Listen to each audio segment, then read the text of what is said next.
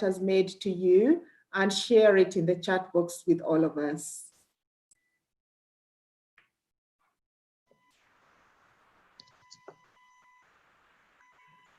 So we've got 22 people with us at the moment. And Paul, if we could just go live on YouTube, that would be fantastic. So welcome. If you're on YouTube already, please do share with us who you are, where you are today, your job role, if you've attended a previous session, and what the difference has made to you. And if you send it to all participants, we'll all be able to see your answers. Elizabeth, do you want to tell us about, I think you've attended a few previous sessions. This is your 13th in total. Yay. What difference has it made to you? I look forward to it every Wednesday. It's the highlight of my day. But one thing that's really, really important for me, I have learned so much personally. And in terms of the offer, I took up the offer for mentoring from somebody from the army, and that has made the world of a difference to me. And those sessions are still ongoing. I've also really benefited by lifting the information here and sharing it across our organization and just letting all staff know what we have on offer. So incredibly useful for me, Zoe. Thank you. I'm going to put Karen on the spot. So Karen, I think you can unmute yourself. Do you want to share with us what difference the previous sessions have made to you? Put in the chat box, thanks Zoe, actually, about each time it's great to learn something different. I can think in each of the webinars, I've been lucky to join every one, and it just makes me think about something really different. So I'm thinking about the leadership one, particularly thinking about system leadership, thinking about OD and health and well-being, and also just all the connections that are made through the chat box. I really love that, like seeing people connecting with each other. So each one Amy Edmondson really stands out as well, thinking about teaming. So lots that I've really taken away. Thanks, Karen. And I've noticed that Ian's mentioned your session in the chat box. Ian, do you want to share? Yeah, sure, Zoe. I was just reminiscing, I guess, even this morning, would you believe, when I was about to host another session about the importance of bringing your whole self into the session to make sure it's a success. And it was just a really nice reminder, I guess, about 3 or 4 weeks ago around that sort of whole concept of self. I think Paul mentioned it. And I was just thinking about it this morning, and it really helped. So it was a good reminder for me, because I hadn't heard that phrase for a good 12, 18 months. So it's really stuck with me, and I've used it in the last 24 hours. Fab, thanks for sharing, Ian. And Ian, YouTube Day. So if you are listening on YouTube, then Ian and Lindsay and Ted are in there with you. Lee Kendall, I'm just wondering if we can unmute Lee. Do you want to share, Lee? Lee's part of our social media team and is tweeting today. The hashtag is caring for, that's the number 4, caring for NHS people. Lee, do you want to share your highlights? Yeah, sure. Hi, everybody. So I live with PTSD. It's as a result of when I was pregnant, I nearly died, and sadly my baby son died, and something I lived with for about 6 years. There's lots of misunderstandings about it. Getting support can be quite difficult. So I've really valued during these sessions the focus on mental health, is to see greater understanding, more support, and talking about these things openly. Of course, it's awful that anybody should have these difficulties, but feeling less alone is a great gift. So I'm really looking forward to hearing from you, Michelle and David, as well today. So yeah, that's something I found really valuable through these sessions. Thanks, Lee, and thank you for sharing your experience. Louise, what about you? You've been on the majority of our sessions. Do you want to tell us what a difference, or what was your favourite session, or any standout points for you? Gosh, yes, I mean, I've been on every session and found each one of them really incredibly valuable. Both the knowledge and the experience shared by our speakers, but also Obviously I'm reading through all of the chat in order to do the chat box monitoring, and the lessons and sharing of ideas and what's working well in different organisations has been a really rich conversation, and certainly the feedback that's kind of come through on those chat boxes, it feels like everybody else seems to be feeling that too, that's been a valuable resource and also support for our community as well. So I've loved these sessions, and noted the absence of last week's one, and in a month's time we'll probably have withdrawal symptoms. Yeah, we might have to reintroduce them on a more regular basis. Absolutely. Well, thank you for letting me put you all on the spot, and I think we might do that again. So thank you, and thank you for sharing your experiences. So if you are joining us, hello Melissa, hello Sharon from Stockport, hi Lisa. Please do all say hello in the chat box. Tell us who you are, where you are today, your job role, and if you've attended a previous session, what was the difference that it made to you?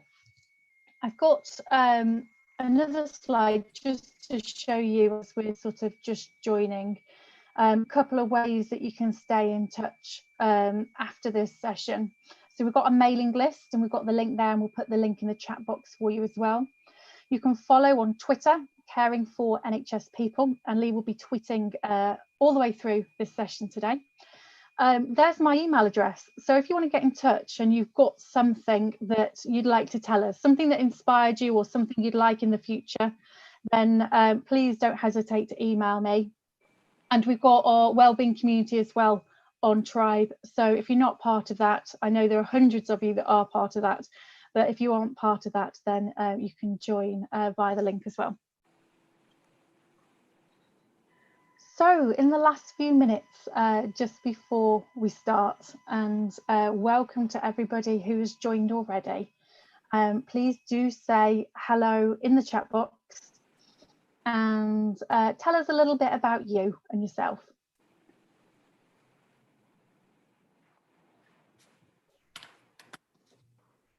Welcome to Margaret, joining from Kent. Welcome to Maggie, joining from Sussex.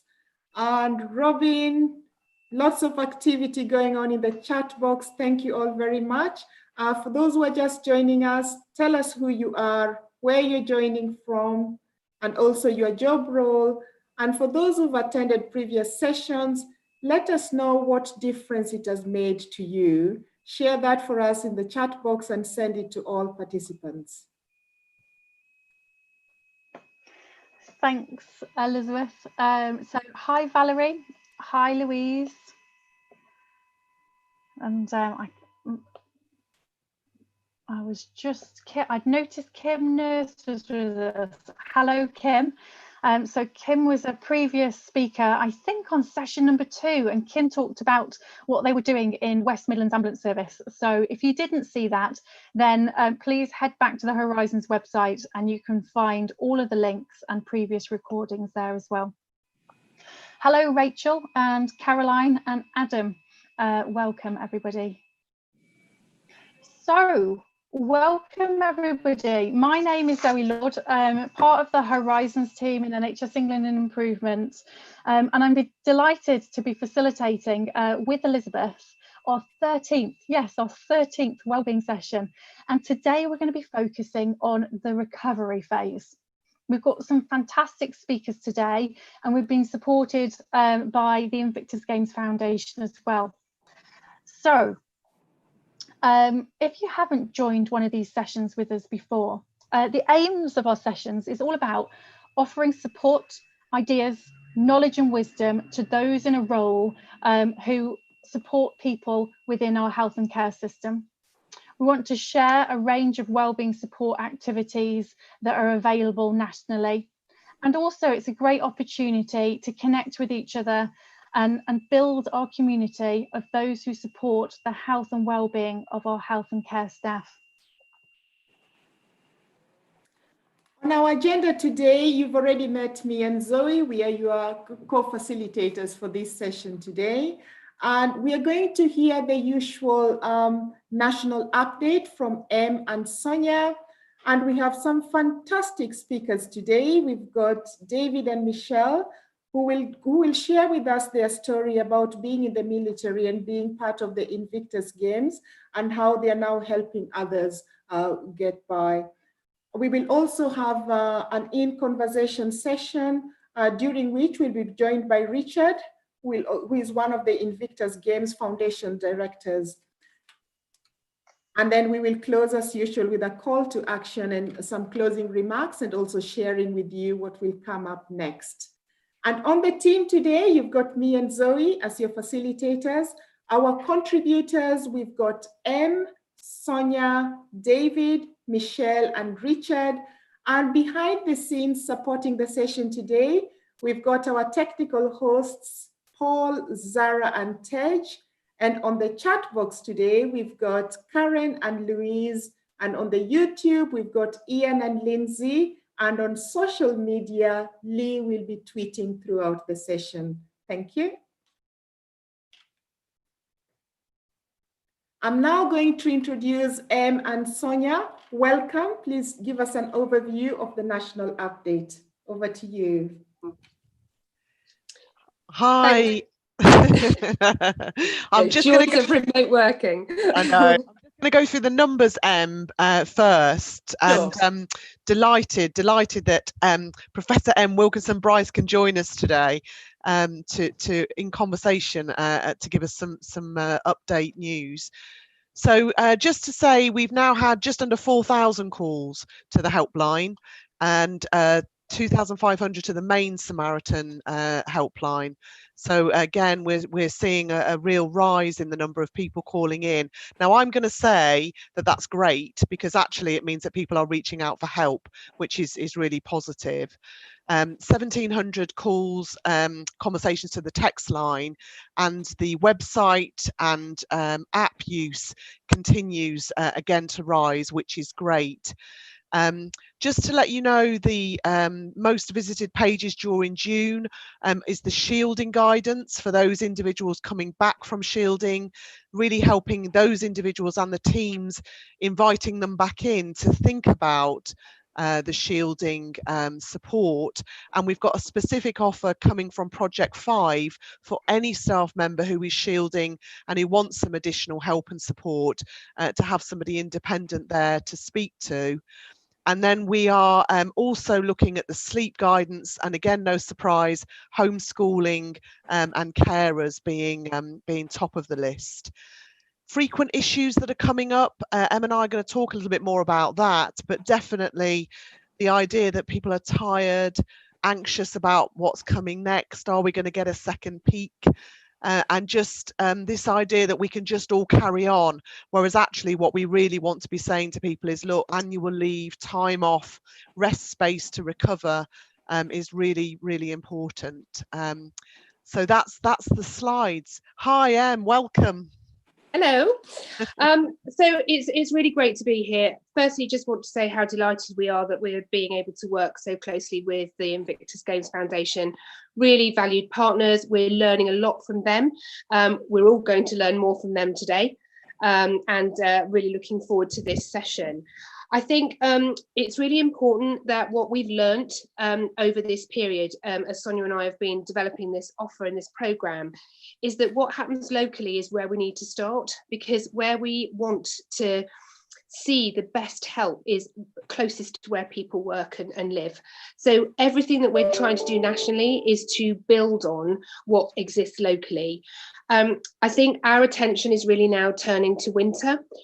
We're getting a lot of feedback that some organisations are starting to roll back some of the support they've put in place, and that's worrying, because we know that if we're going into winter and potentially with all that fear and anxiety about what's going to happen with COVID, which we don't know, we need to make sure that that support is sustainable and is there for the longer term.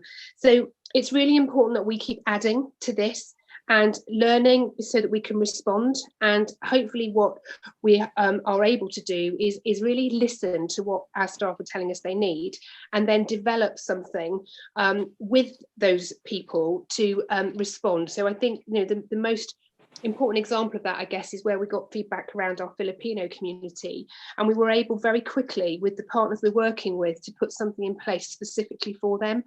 So a real plea is that we continue that dialogue, and we do continue to say, what do you need, so we can try and respond to that. I mean, Sonia, we're talking about the recovery phase, and we're talking about kind of how we're going to frame that. Did you want to just say a little bit more about that from your sort of clinical expert view? Yeah, so what we know about the recovery phase is that if we do the support really well, so people feel that I've got a health and well-being plan that's my own, that I understand what my own impact has been of this work, and then you've got line management and teams around you who are really supportive of you all doing well, that actually the need for mental health intervention becomes a lot less reduced. Not to say that it won't be there at all, but actually our day-to-day looking after and the work that we're doing in the recovery plan is all about how can we help workplaces become the best place to work. I also think that part of the recovery plan is about acknowledging that we didn't start off from a standing place. So even before COVID, we were tired. There were lots of stress and burnout that we were trying to work with. So it's actually looking at how can we make the work itself feel different, pay attention to workload, pay attention to how we deploy teams. Both from before and as a result of what we've learned from COVID. So one of the things is the home team, how important the home team is in supporting you as you come back, even if you're deployed into different places and matrix working in the way that you carry out those tasks. So taking a go on then, sorry. No, sorry, I was just going to say, I guess when you talk about home team as well, it's really interesting because for me, home team is also your family. Yeah. And who you live with, if it's friends or family. And I think that's one of the things that really chimed with us when we started talking to Invictus Games, wasn't it? Was actually that we're more than just our jobs. We are people, and we are connected and get a support network from people we live with, people our families and friends. So how we really make sure that we develop something for this next period that recognises our families' infrastructure and support, I guess, is something that is really at the front of my mind at the moment, and how we realise that thing about, I am more than my job, that there's more to me than just my job, and how do we really respond to that? I'm just really conscious of time, and I'm being trying to make sure that we get through this in the most concise way. So could I ask that all of those that are on the call, if you have ideas of what else you want to see, either as part of the offer or what we need to put as future topics for the Wellbeing community events, could you put that in the chat box? And wherever possible, we will try and respond to that. Brilliant. Thanks, Em and Sonia. And we're going to come back to some of those points that you've made about whole self and more of those points that you made in the conversation section. So we will come back to those. So please do, as Em mentioned, please do put in the chat room for us what topics would you like to see in the future. So now we're moving from a weekly session to a monthly session. Please do add into the chat box what you'd like to see. Is it something is it about mental health? Is it about money? Is it about disabilities? What is it that you'd like to see in the future? Also, if you're on YouTube as well, please do add to your chat box, and we'll pull out all of the topics that you'd like to see in the future. We're getting a lot of requests in the chat box as well for the slides. Yes, they're all available, and the recording's available, and they'll be on the website straight after this session. So we've got a couple of session ideas coming in already. So please do share with us in the chat box or email after board@nhs.net, and we can set some of those sessions up for you. So as we move into our Invictus Games presentations, what I'd like to hear from you is about what have you done to look after yourself during this pandemic? Now, it might be something big and flashy, or it might be just something along the lines of, I've just taken a little bit of time for myself. Please do share with us what you've been doing to look after yourself during this pandemic. My best friend, I was suffering from some anxiety, or a lot of anxiety during COVID, and my best friend bought me a knitting kit, and that's caused me some fun and some frustrations, and I'm absolutely excellent at casting on. I'm absolutely hideous at knit one, purl one. When I've purled one, I forget what I'm doing. But actually it's keeping me, it's a little activity for me, and it sort of stops my brain from whirling. So I've been doing that, and I've also been learning to play the keyboard just in the last couple of days. So do let us know, what have you been doing to look after yourself during this pandemic? We've got a few coming in now. Somebody named as A has been doing mindfulness and baking. Lisa has been doing long walks with the dog. They're moving quite fast for me now, but somebody was saying gardening, somebody's saying yoga, somebody's saying just having a little bit of time to myself, quite a few yogas, running, drawing. Ian, what's in YouTube, or what have you been doing to look after yourself during this pandemic? Yeah, sure. There's a couple of things. I've got a couple of people just join me in the chat box in YouTube now, which is lovely. So I just want to say hello to Janine, and I want to say hello to Jackie. So Jackie has been doing meditation, walking and painting, and Janine has been doing lots and lots of colouring, and also a little bit of reading as well. So, and myself, I've been doing a lot of photography and sharing a photographic diary of coronavirus impact on Facebook. So that's what I've been doing to look after myself as well. Thanks, Ian. And I can see a few more things coming in. Caroline's been doing some online ballet dancing, ballet classes. I used to be a ballet dancer, and I've just started an adult dancing group as well. Starting quite a few things. Hopefully I finish them too. So keep them coming in. Now I'd like to introduce you to David. David is the Grants and Programmes Director in the Invictus Games Foundation. Now, I don't think this does justice, David, from what I've heard and I've read and I've seen of you. I'm so inspired by your life to date, what you've done, what you've been through, and what you're also doing to help others. So I'm delighted to introduce you, and over to you. Thanks very much, Zoe. Thanks for that kind introduction. Yeah, my name is David Wiseman. I work at the Invictus Games Foundation. I'm the Director of Grants and Programmes, as Zoe said. But it seems like an age away now. Over a decade ago, I was a soldier in the British Army, and I served overseas in Iraq and Afghanistan. If you just, there we go, first slide, that'd be great. Yeah, I'm really proud to have served with fellow infantrymen in busy periods in both Iraq and Afghanistan.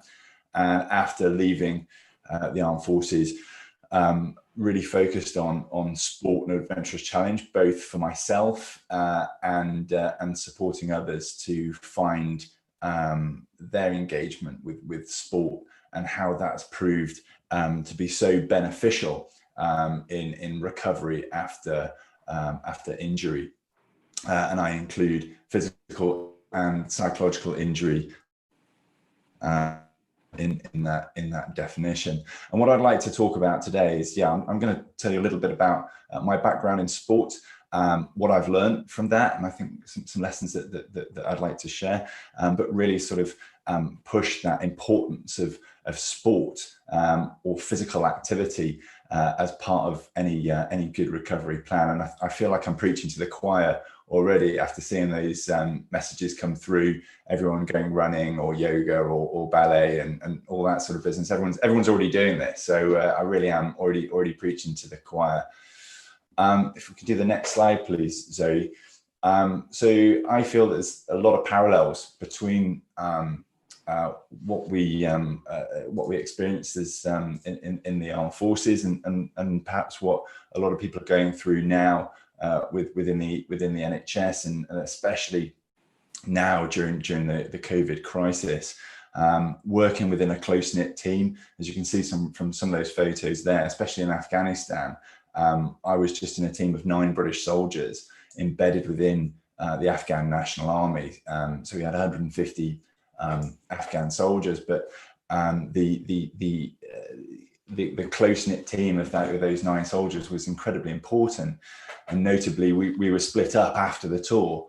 So I understand that teams are working really closely together now, but might go back to their different roles afterwards, and how difficult that is. I understand operating in an environment where actually you feel that it's dangerous, that there's a constant threat to your own health, and the huge responsibilities, especially leadership responsibilities, both looking after your team and looking after the community around us. Some very difficult decisions that I know that a lot of members in the NHS are making now, with experience of dealing with casualties, dealing with triage, and the difficult decisions that come with that, and dealing with the dead, and how difficult that can be. So yeah, I'm really sort of drawing a lot of parallels with some of the things that you guys and your colleagues are dealing with. And mentioned about family as well, and realizing actually you know no man is an island, and understanding that the impact on family. I know that from my own friends, that some medical professionals are living away from their families at this time for fear of taking the virus back to their families. So I know you know, it's similar again, there's parallels between us working abroad or working away from families for long periods.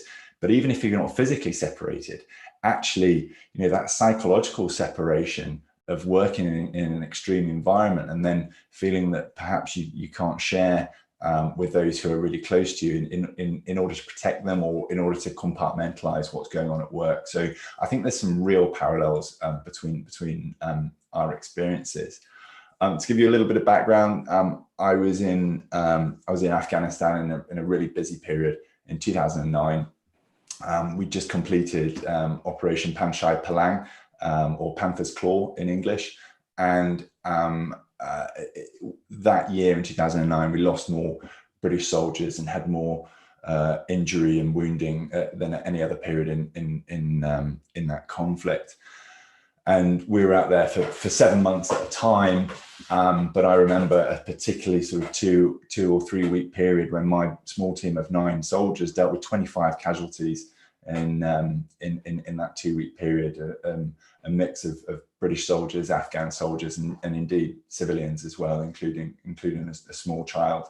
So very sort of difficult period, all of them traumatic injuries, all of them having to be triaged and dealt with. And then on the 15th of November 2009, I became the 26th casualty that our team had to deal with. Can you do the next slide, please, Zoe? We were engaged in a firefight with the Taliban just north of Forward Operating Base Shorkat, which is in Nadi Ali district in Helmand province, quite close to the Pakistani border. We were engaged in a firefight, which was unfortunately quite a frequent occurrence, a daily occurrence quite often.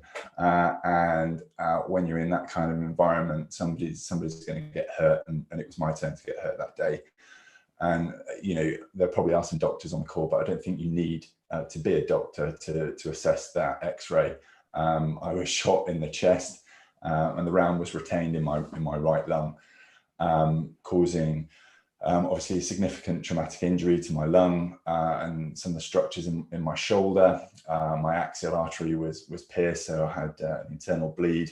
I had a second chest wound, so I ended up with a pneumohemothorax, and significant damage to my brachial plexus.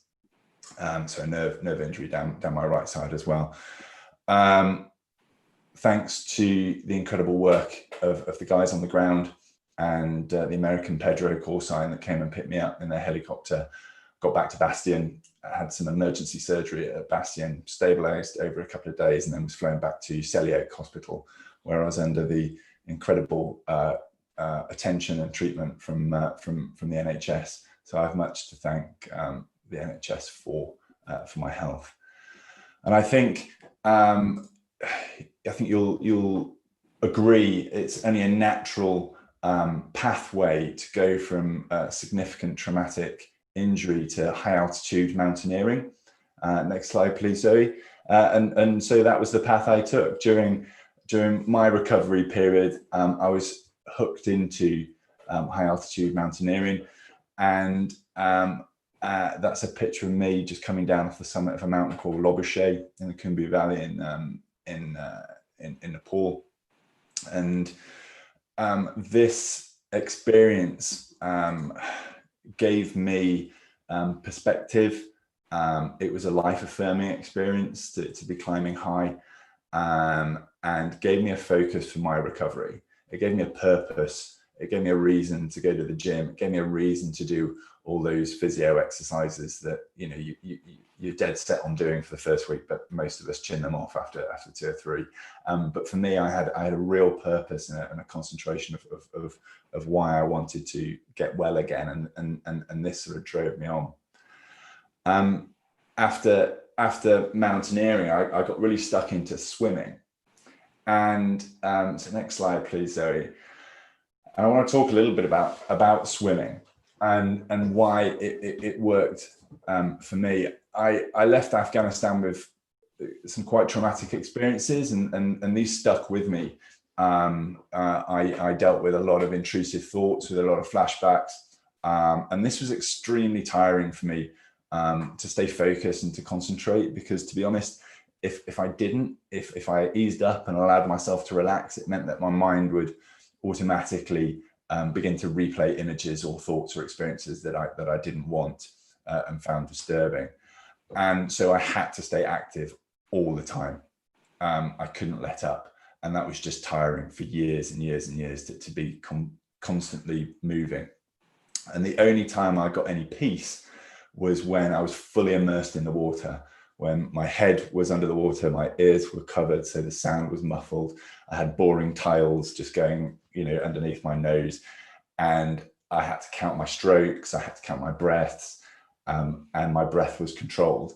So you entering into a kind of meditative state with no triggers and just feeling really buoyant, and you couple that with the natural endorphins that you get when you work out, and it really quietened my busy mind and helped me to focus my recovery. And next slide, please, Zoe. And I actually got quite good at swimming. It was something I was quite good at, and I ended up competing at the Invictus Games. I competed in 3 games and was honoured to have been chosen as the UK captain in 2016. And what I've learned from all these experiences is that it doesn't matter any injury, any illness, any significant experience that leaves an impact, there will always be a physical, a social, and a psychological impact to that injury, illness, or extreme situation. And I'm conscious of time, so I won't go into too much detail on these, but I think we'll agree that sport positively targets and impacts on each of these areas. Physically, if you're more active, you feel better about yourself, and it heals wounds quicker because everything's working well. Socially, you're getting out the door, you're having to go to training, you're generating good peer-to-peer support mechanisms. And psychologically, in terms of goal setting and in terms of those rush of endorphins and feeling good about yourself, it's just a fantastic tool. My final point on psychology was that of reframing. And I was completely and utterly defined by the role I did in the British Army. And when that was taken away from me, I found myself thinking negatively and rearwardly, in that I was a wounded soldier, or I was a wounded veteran, or service was something I used to do. And sport allowed me something in the here and now of which I was proud, and I could start to rebuild that definition of self. And finally, on the final slide, just some takeaways, if I may, is really sort of, please consider activity and sport in both your individual and organisational recovery plans. And this doesn't have to be climbing mountains or winning medals or anything extreme.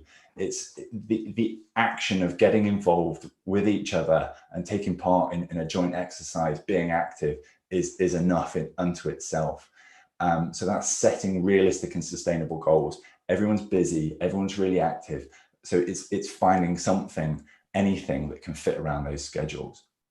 If you include others, that builds some accountability. If other people are relying on you to go to training or to get out the door, you're more likely to get out the door. Please have a quick read of The Body Keeps the Score. There's a really cool passage in there that talks about how sometimes when you go through an extreme situation, other people don't make sense, and you feel like you don't make sense to others. But with sport, there is a natural rhythm. There's agreed rules, there's agreed boundaries. So if you're not making sense to others, or other people don't make sense to you, there's a platform in sport, which means that you can socialize on agreed boundaries without having to engage and get confused and frustrated, because the rules are already set. And from there, you can start to rebuild trust in yourself and others. And finally, be kind to yourself. Again, we're all very busy and we're all under a lot of demands from a lot of different situations and angles. But if you take time for yourself to engage in sport and be more active, that's not selfish. You will be a better mum, better dad, better work colleague if you are refreshed and recharged and feeling good about yourself. So please allow time for your team members to engage in activity, or even consider organising group sessions at work, whether this is installing a gym at work or organising a running club or booking group yoga sessions for employees. If activities are encouraged in a work environment, you'll be able to create healthier, happier employees.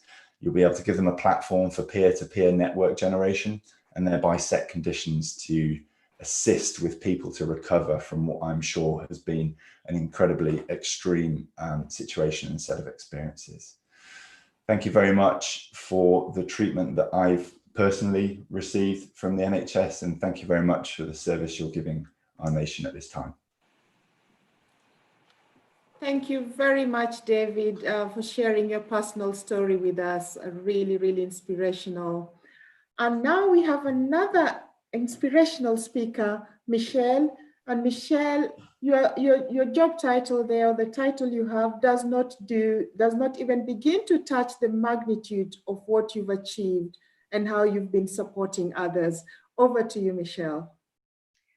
Thank you, Elizabeth. Thank you, everybody, for taking the time to come and listen to us speak. I'm really pleased that we're able to talk to each other about things that affect our lives and how we can best look out for each other, but also look after ourselves. Just to give you a bit of background on myself, I joined the RAF in 1991. Don't worry, I've done 23 years. I'm not going to take you through every year. I reached the rank of sergeant before I decided to train as a paramedic rather than a medic. And my Gucci tours from Bahrain and the Falklands turned into tours of Afghanistan.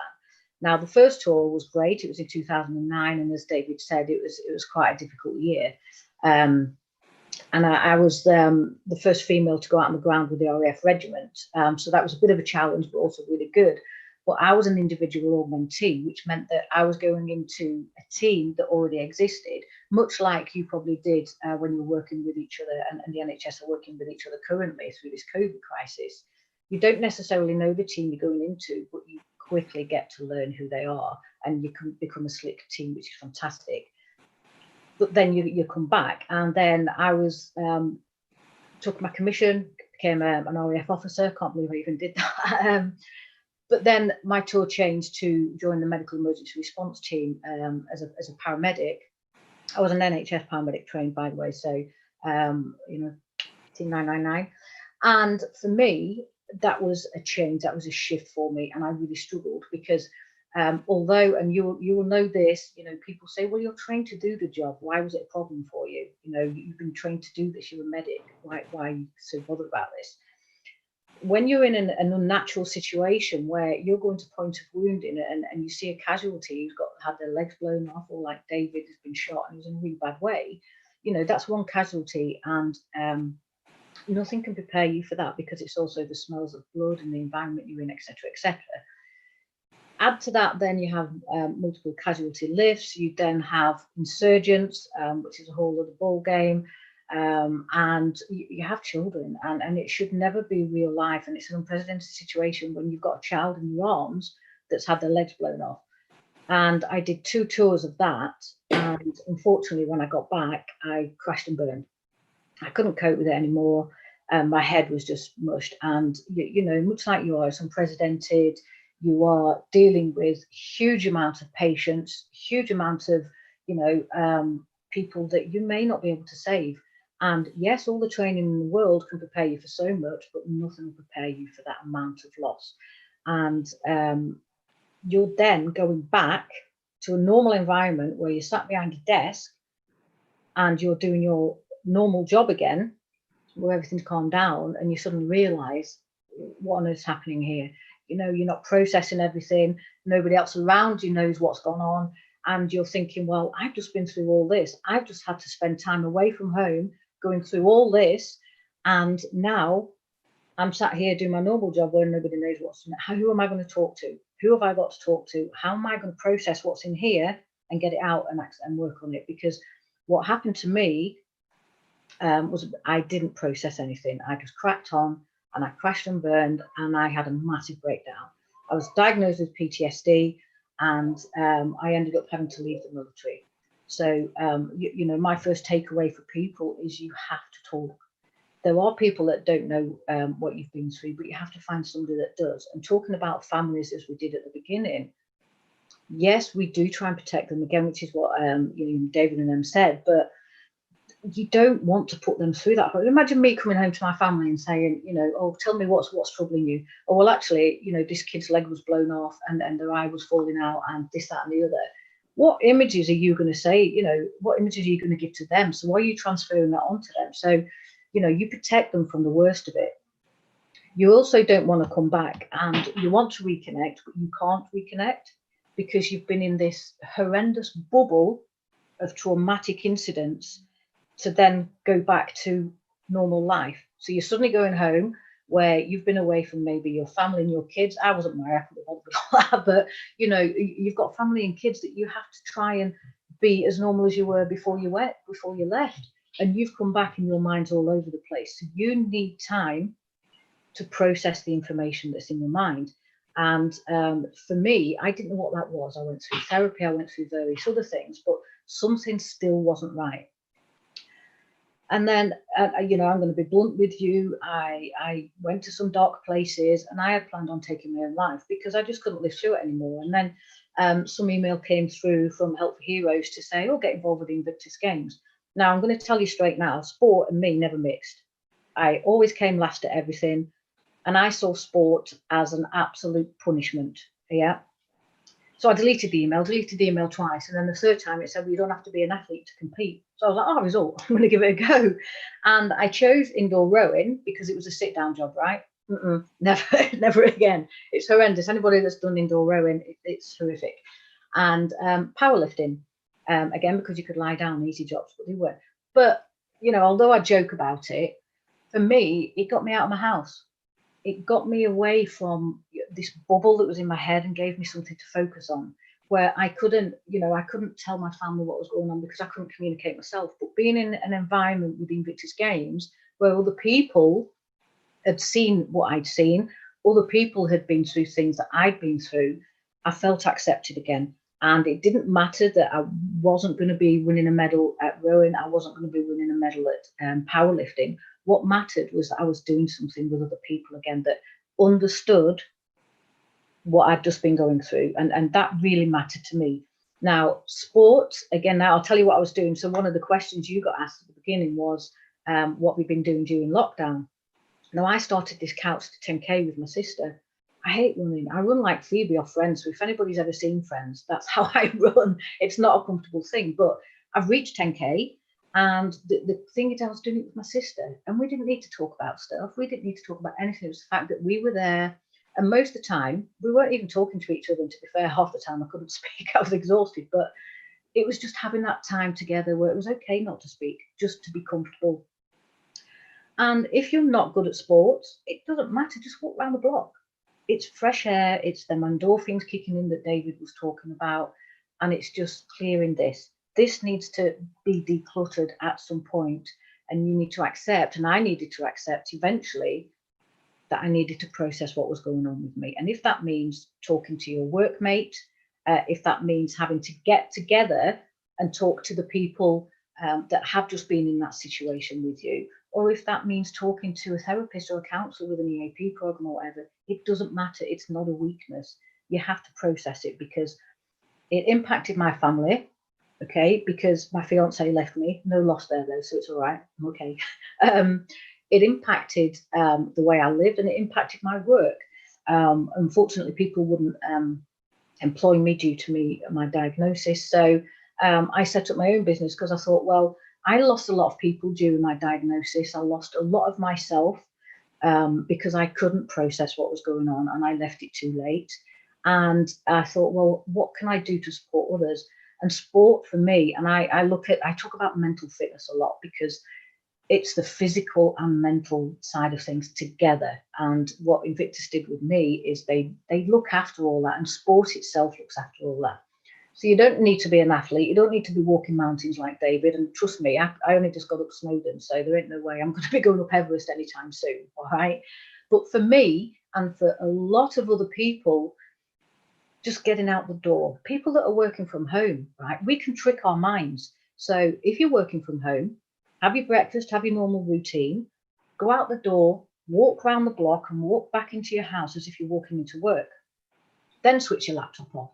And then at the end of the day, when you're due to go home, switch your laptop off, go outside again, get some fresh air. And in this weather at the moment, it's pouring down. I don't know where you are, but it's pouring down here. It doesn't matter. Come back in the house and everything is switched off, and have some family time. Yeah, normalize things. It's really, really, really important. Get to know the people around you within your work teams, because if you get to know them, you'll know if they are struggling. You don't need to be this massive mental health guru. You just have to know your people, because if you do, you'll know if there's something wrong with them. Okay. And the main thing is also get to know yourself. I didn't put my hand up when I needed the help. I knew I was struggling, but I saw it as a weakness initially. But it's really important. Get to know yourself. And if you know yourself, you're struggling, okay, you can do things to help yourself. Refocus yourself. Sleep properly. I never did. I was waking up too late. And if you start to feel like it's beyond your capacity, talk to your family. If you can't talk to your family, talk to work. And they're my giveaways for you, really. And, you know, everybody in life will go through stuff. Everybody does at different times in their lives. And this unprecedented time now where some of you will have, you know, been working away from home for such a long time, or if you do go home, like we are at the moment, because my niece is going through chemo, if we're going outside, we've got to take our clothes off. Once we get in, I'm not taking my clothes off outside. You know, we take our clothes off and have to get changed because it's just such a risk. These things we have to do, but try and normalise the fact that it is happening for the here and now, but it isn't going to last forever. And that's what I'll end with. Thank you for allowing me to share that with you, and I hope we can do some more together. Wow, thank you, Michelle, and thank you, David. So many messages, notes all over my desk about, there's so many key messages and so many questions that I've got to ask.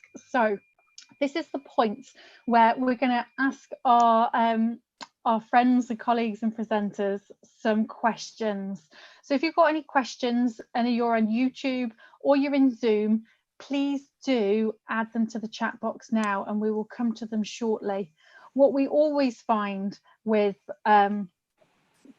presentations and that are so moving like they were, is that the chat box goes really, really quiet, and hardly anything goes in them until after the speakers have joined us. So please do add your questions to both chat boxes. So this is who we've got. We've got Em Wilkinson Bryce with us. We've got David, Michelle, and we've got Richard Smith. So Richard, do you want to just introduce yourself? Zoe, thank you very much indeed. After 31 years in the British Army and in the infantry, I was so honoured to be appointed as the operations director of the Invictus Games Foundation. Essentially, what we do is we oversee the delivery of the games, and we've now had 5 iterations, or we're about to have the 5th iteration of the games with 20 nations, and I'll come back to that in a moment. We've had 2,000 competitors go through the Invictus Games, but we've helped many more. Our community is so much wider than that, and the 2,000 are just those who've been through the games. In the Invictus Games Foundation, we're so pleased to be able to support the NHS in recognition of your amazing and inspirational contribution and commitment in caring for the nation and keeping us all safe. Now, many of our members of the Invictus community who've been wounded, injured and sick during or as a result of their service have been through difficult and challenging experiences, including on deployments. And it struck us that many of their experiences and our experiences, and practically based on what you've heard from Michelle and David, might be relevant to you. If we could share those with you, they might be of real use to you, not generally, but also for those who might be most affected by some of the experiences you've been through during the COVID pandemic. And what we really want to do, as you've heard from David and Michelle, is just give you some of our experiences and focus on a particular theme of the mental and moral impact and how we can address that and come through it, and particularly on a very positive approach and a positive outlook. So in discussion with Em and Sonia, we looked at how we in the foundation might be able to help you. Today was the first one, but the first idea, and we are absolutely delighted that we've been asked to produce a series of 6 podcasts building on many of the themes which you've heard from David and Michelle, and they'll come as a package. So what we'll produce is a 3-minute summary, and then supported by a 15-minute podcast in a very conversational way, just getting some experiences and themes and advice from some of our members in the Invictus community, very much as you've heard David and Michelle speak so eloquently and inspirationally today. So we've come up with 6 themes which we thought we would offer. Many of them, as I say, Michelle and David have touched on, and we thought that we would elaborate a bit further. The first one has come through loud and clear. It's the importance of family. Em touched on it at the beginning. David and Michelle both touched on it. And we just see it very much, we've seen it in our careers as part of the moral contract, psychological contract between ourselves and our workforce. Because if our families and partners are happy, they will give us the support which we need while we're deployed away. And equally, they'll have been operating while we've been away and deployed. They will have got used to their own way of doing it. So how you reconnect with the family seemed to us as a very important theme. The second theme of the podcast will be the moral dimension. And as many of you have had to do, is making very difficult decisions and faced with very difficult moral dilemmas about life and death and the impact of that and how you cope with that. The next one I think is, and I hope will be relevant, is it's the theme of re-engagement. And as you move into your recovery phase now, with the potential for a second spike in COVID, is how do you prepare for that, and how do you morally and mentally prepare for that, recognizing that the second engagement may not be quite the same as the first, and not least if you're dealing with a backlog of other cases and other work as well. And how do you do that, and how do you equip yourselves for that? The next one, David, I won't say any more. David's just touched on it. He's actually doing that podcast, and he's outlined it so brilliantly already. The next one is peer-to-peer networks. And this is just the importance of working together, getting friends together, talking together, and actually building a community bottom up, not waiting to get sort of top down direction, but building that links which David talked about to support each other and draw that and talk about experiences. The importance of teams within that is so important, as I know you've found as you've dealt with the COVID pandemic, but keeping those teams together so that they can redeploy quickly, be retrained if necessary, and if you can, keeping a reserve as well so that you can redeploy where necessary. And the peer-to-peer network may be a very good way of dealing with fatigue, because the team and that sense of camaraderie and keeping it together can help in doing that. And then the last one is just an inspirational story. I say just an it's an inspirational story from a US servicewoman competitor who was injured, was due to compete in the games in London in 2014, fell very seriously ill and wasn't able to compete, was then treated in Germany and then at Papworth, recovered, took part in a subsequent Invictus Games where she won gold, but she donated that medal to Papworth in recognition of everything which the NHS has given and the difference the NHS has made to her. She then went on to compete in the World Paralympic Swimming Championships. And I think the last point of that is just the strength of the international community and making friends with the international community. As I said, we have 20 nations and the strength which our competitors get from that. And if there are any links from internationally which can be made, just how important it's been to us. So Zoe, sorry, and sorry, those podcasts are due to be out later this month. And I hope that they'll be of interest and use to you.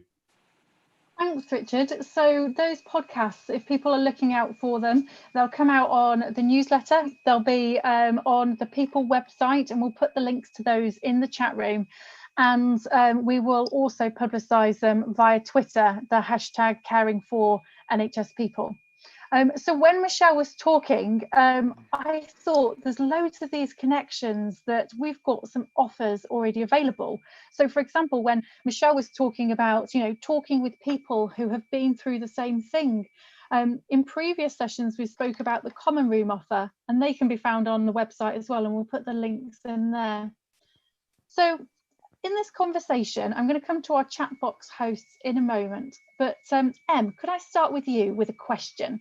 So as you were listening to Richard, just David and Michelle, what was, you know, what came to mind? What were the themes that you saw coming out of that? Okay, so I mean, first and foremost, how inspirational to hear. And you know what, stories are so powerful, aren't they? And we are in a human business. So I think for me, what I loved was, and I don't know if people know, but I've been a nurse for 32 years and still clinically practice. And whilst I haven't been frontline through much of COVID, I've been in this national role. I guess what you remind me of is it doesn't matter where you are in the NHS, in public service, there is an emotional element of what we do because we all care. And so I think what I heard about was needing to process things. Michelle talked about that. You know, it is complex and it's very personal. So finding time and space feels really, really important. And much of what we've tried to do is to really instill the value of that. That, you know, it is important to look after yourself. It is important to find those moments of quiet and reflection.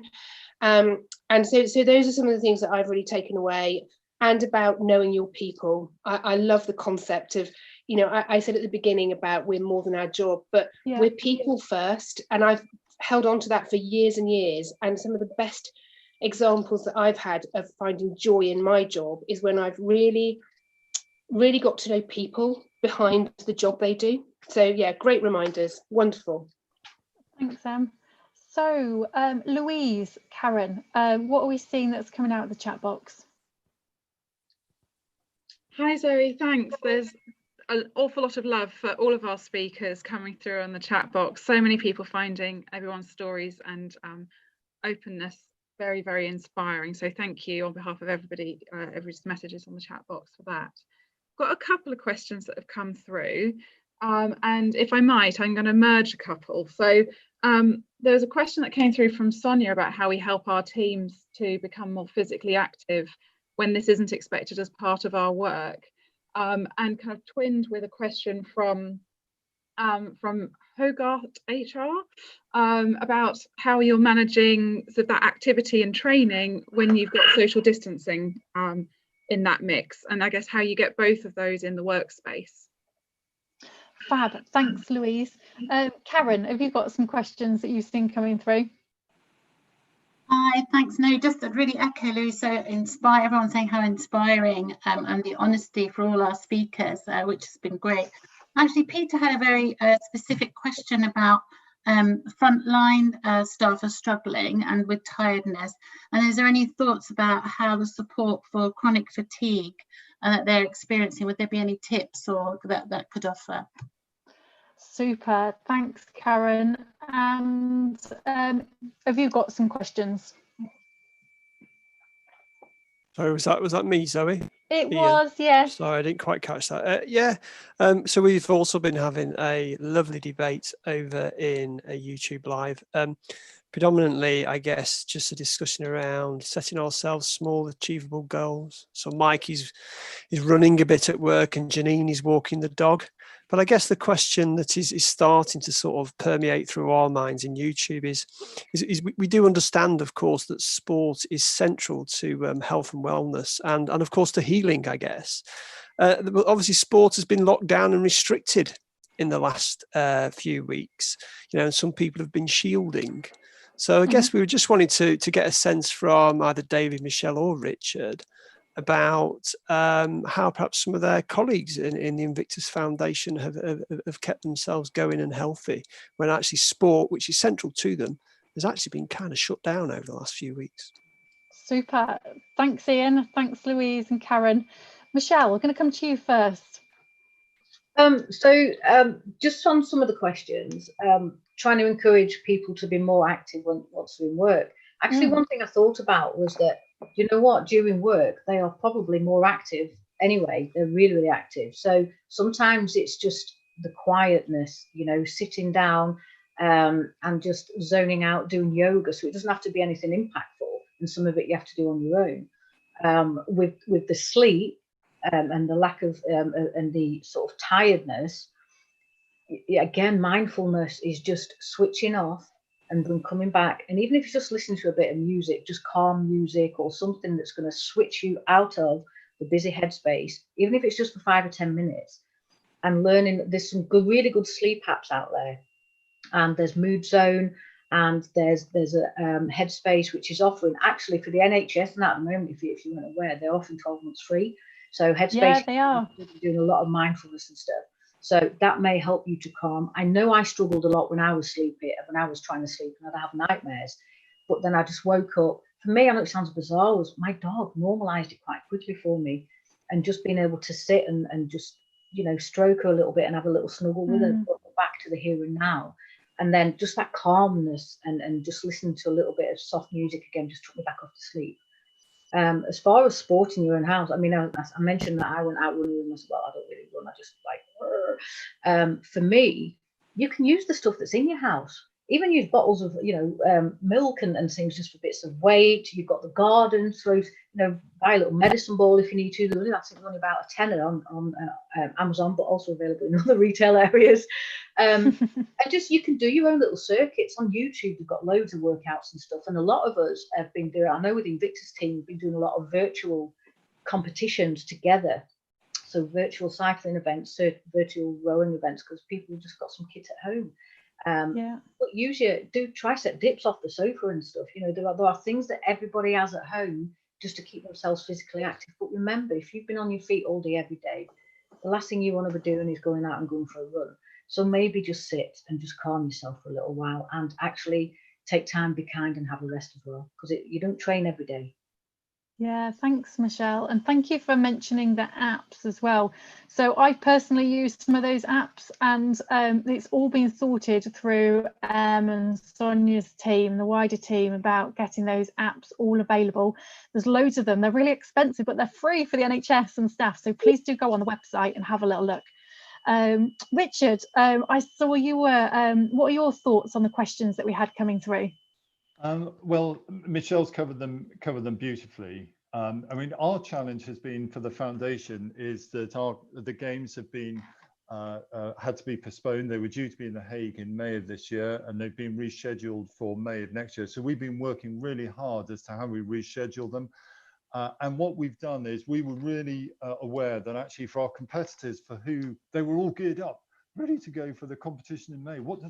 Suddenly they've got to wait for a year. So what did we do, and what do we do to help them? So amongst all our nations, as Michelle has said, we've set up these virtual clubs, which we can open up. Virtual clubs are sort of cycling, but also rowing as well.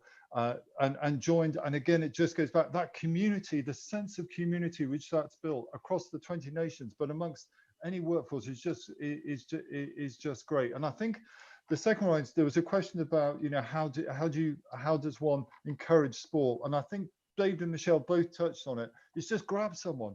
I'm going for a walk. I'm going for something. Just grab someone and say, just that peer-to-peer support, just being active. And I suppose my last point, Zoe, if I may, is so much what we do is to try and allow people, if they've lost it, to regain a sense of purpose. And that may be a lack of confidence, and it may be regaining confidence, personal development. So much of that is the small achievable goals, but just having that sense of purpose going forward. Sport is critical to that, but family, personal development, community service, serving again, those are key tools we found in allowing people to find their mojo again and move forward. Yeah. Thank you. So I'm going to, we're coming to the end of our session, but I'm going to come to David and Em for the last 2 words. Would you like to add anything to the questions, or say one final thing before we close our session? Let David go first. He's going to have a pearl of wisdom. Yeah, I'll be super quick just to pick up on some of those questions. Really liked what Richard was saying there about grabbing somebody. And I know there's a lot of leaders in the audience.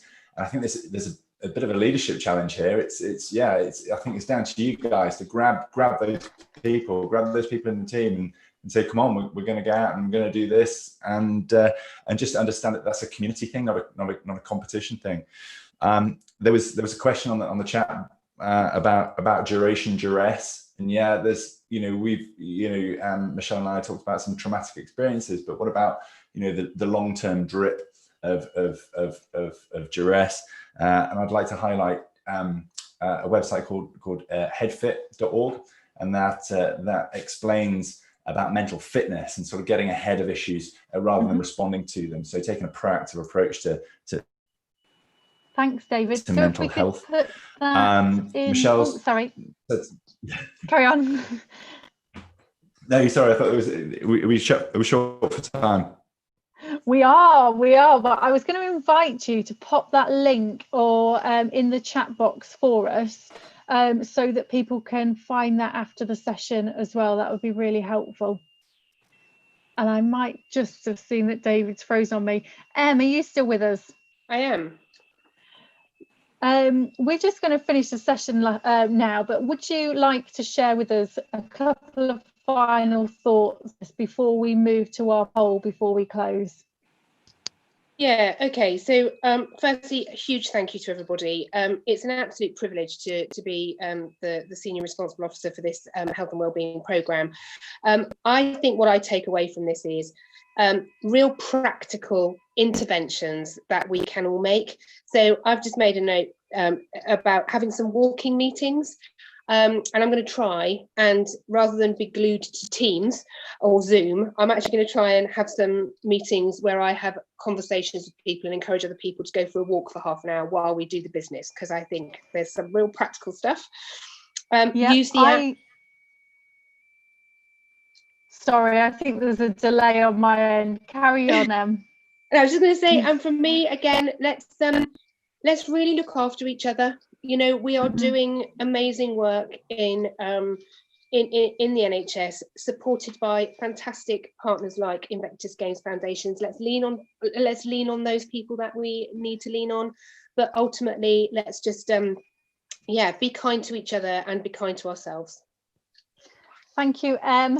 Thank you, Richard, Michelle and David. So what I'm going to do is encourage everybody to answer this question. We're not going to do a poll, just on the chat room is absolutely fine. So what extent has today's session been useful in your own role in supporting the health and well-being of our staff during COVID-19? If you are struggling, you know people are, if there are people that are struggling in your organisation or your friends, then please do go to the People website and have a look at the talking. There's talking offers where people can call the Samaritans or other lines. They can text for text help, and there's loads and loads of apps that I've used myself that you can access, all free of charge. So please do use those. And to conclude, we have another session. We have moved now to monthly sessions, and the next session will be on the 12th of August. We don't have a topic yet because we wanted to hear from you. So I'll go through all of the chat and we'll have a good look at what you were suggesting for topics going forward. So from myself and Elizabeth, thank you, everybody. We look forward to seeing you on our next session. Take care. Thanks for the wave, David Harris. Hi, Hannah Preston. Hi, Helen Bevan. Who else is waving? Karen, I can see you're waving. Valerie, Karen D, Chris. Jean has got a thumbs up. Thanks, Jean. Nice to see you, Sam and Vicky. Peter. Who else can I say? Liz, you're waving. Hello. And Caroline, hello. It's lovely to have you all with us, and we look forward to seeing you on our next session.